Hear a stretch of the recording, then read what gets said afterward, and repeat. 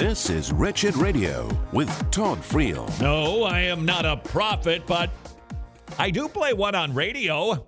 This is Wretched Radio. The days of future forecasters is done. We have everything that we need in our sufficient Bible. Nevertheless, one does not have to be a biblical prophet, a foreteller of what's going to happen tomorrow or in 100 years, to figure out what's going on, where we've been, where are we, and where are we going. Truly, it only takes a few moments. That means the next time you're perhaps listening to any sort of talk radio podcast where they're talking about the woe is me issue du jour, just stop and ask, where could this possibly go? I've been asking that question, and I don't want to brag or nothing, but seems that it really isn't that hard to predict what's going to happen in the future, because I seem to be able to do that, and I'm a total knucklehead. You may recall it was not that many days ago here on Wretched Radio, maybe that many hours ago, frankly, mentioned that Christmas will be increasingly under assault. Now, we've seen that over the decades, the watering down, the ho, ho, ho, the secular songs, making it all about consumerism. That assault has been going on for decades, and yet, because of critical theory, when you extend that concept, that philosophy, that interpretive process, which has zero value, nevertheless, you can start applying it to institutions, to events, frankly, customs, language, arts, science, math, everything, and you will see it won't be long before that institution, that custom deteriorates. And so it will be with Christmas, I said, because of critical theory. Why? Because this institution that we know as Christmas, it is what? Supposedly the invention of white European males. Therefore, it needs to come tumbling down. I don't want to suggest I was right or nothing.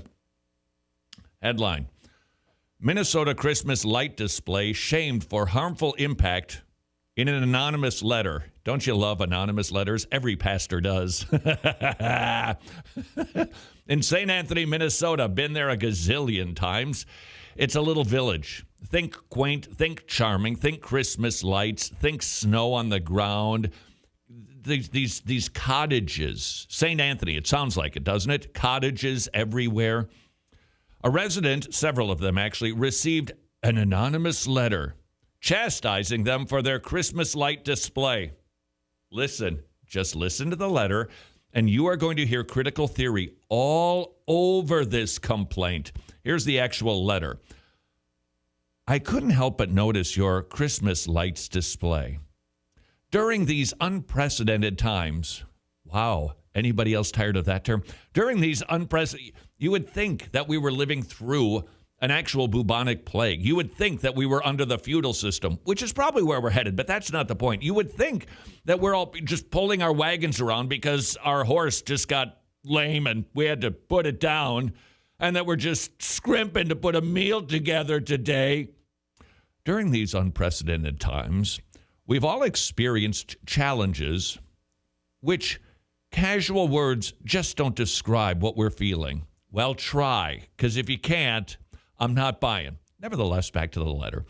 The idea of twinkling, colorful lights are a reminder of divisions that continue to run through our society. That's critical theory right there. It is all about division.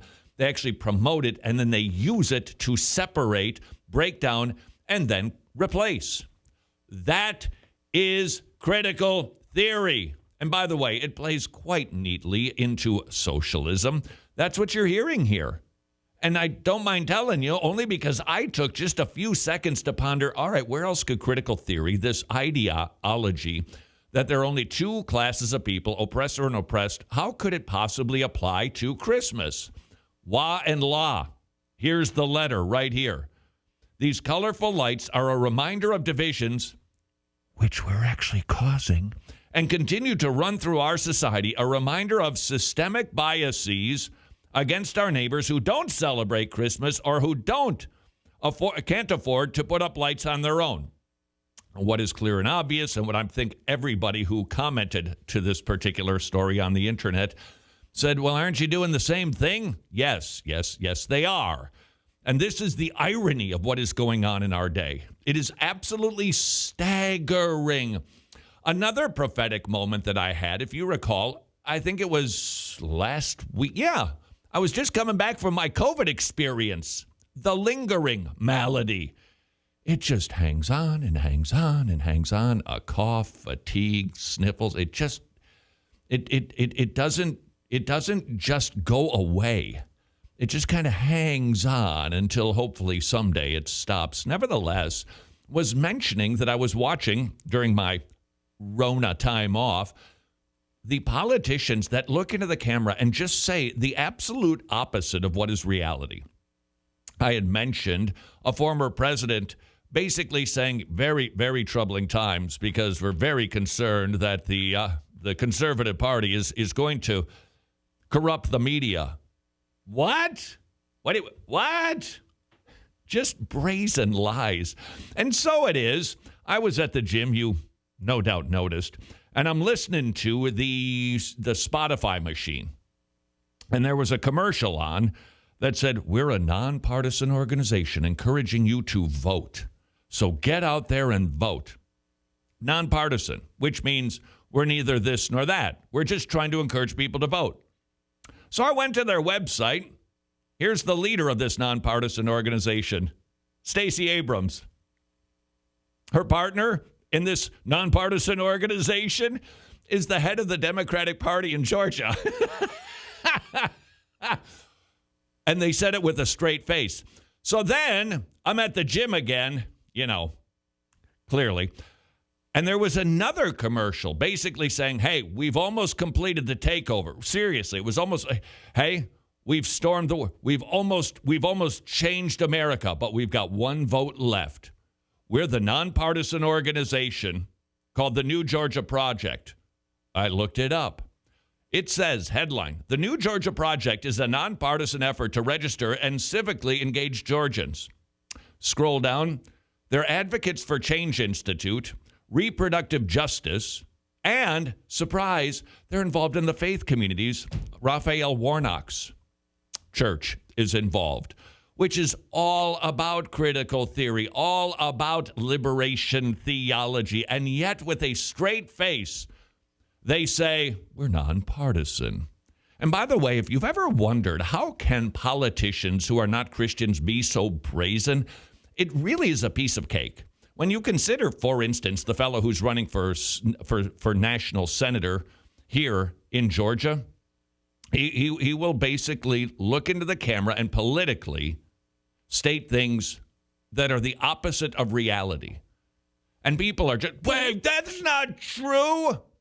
It's no big whoop for him. He's been lying about God for years. That's the harder lie. Once you cross that Rubicon, then it's a piece of cake to lie politically. So don't be shocked. Back to Minnesota we go. A letter filled with critical theory. We must do the work of educating ourselves about the harmful impact on outward-facing displays like yours, Christmas lights, in somebody's private property. I challenge you to respect the dignity of all people. I'm not going to do that to you, but I'm challenging you to do it. Sorry, I inserted that. While striving to learn from differences, ideas, and options of our neighbors. In other words, you accept everybody, but we're not going to accept you. Why? Because we're in the right, because you're an oppressor. Your symbols are oppressive. This is precisely what will happen with everything. Now, Christmas is the bigger holiday, of course. Easter, that'll be next too. We must come together collectively, wrote the social critical race theory neighbor, and challenge these institutional inequities. Tear down the institutions. This is all critical theory. It gets applied to everything. Politics, that's why the lies, so that we can tear it down, change it. Hey, Like I heard in my nonpartisan Spotify Get Out the Vote commercial, we're changing the face of America. Yep, they are. The letter concludes, St. Anthony is a community welcoming of all people, and we must demand better for ourselves. Except for you, Christian. Now, I got to tell you, as annoying as that anonymous letter sent to multiple neighbors was, people's responses and posts, do you ever read those? Sometimes they can be rather randy, but nevertheless, they can sometimes be very funny. This person said, add more lights, please, and make a sign that you're doing this for the people who can't afford the lights and those who do celebrate Christmas. Another, time to double up. Indeed. Doubling up is exactly what is happening. It is critical theory. Oppressor versus oppressed. Apply it to every institution, and you too can be a prophet. This is Wretched Radio. If you have been going bonkers regarding health insurance, right now may be the perfect time for you to rethink how you pay for health care. I am thrilled to commend to you MediShare, a community of Christians sharing each other's health care bills. 400,000 members strong, sharing over $4 billion in medical bills. That means a savings on average per family of $500 per month. Find out more by going to medishare.com/wretched.